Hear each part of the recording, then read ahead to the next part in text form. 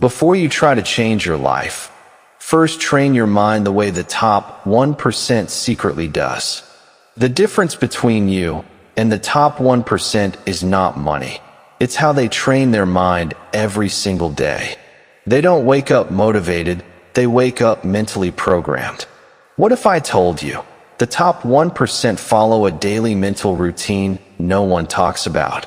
You ever notice how some people walk into the same storm that breaks everyone else and somehow come out stronger? Same 24 hours, same world, same opportunities, but completely different results. It's not luck, it's not talent, and it's definitely not motivation, because motivation fades fast. So what's their secret? Why do some people wake up tired and still move forward, while others wait for the right mood that never comes? Here's something no one tells you. The top 1% don't win because they think more. They win because they think differently. From a very young age, you were taught to listen to your mind. Every doubt, every fear, every excuse. I'm not ready. I'll start tomorrow. What if I fail?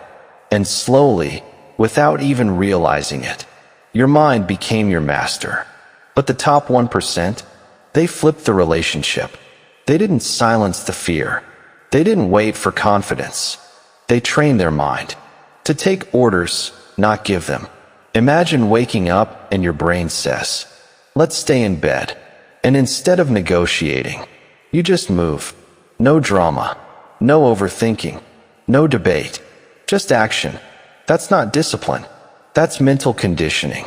And once you understand how they built this, you'll never trust your comfort zone the same way again.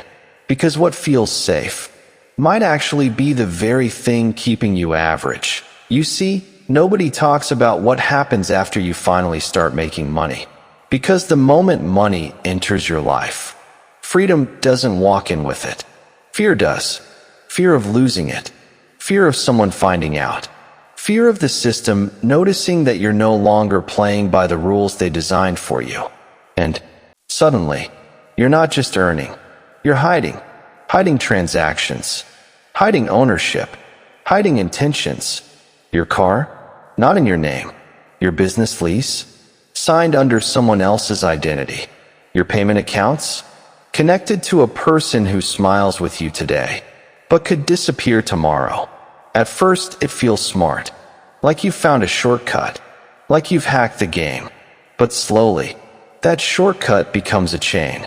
Because every asset you build is technically not yours.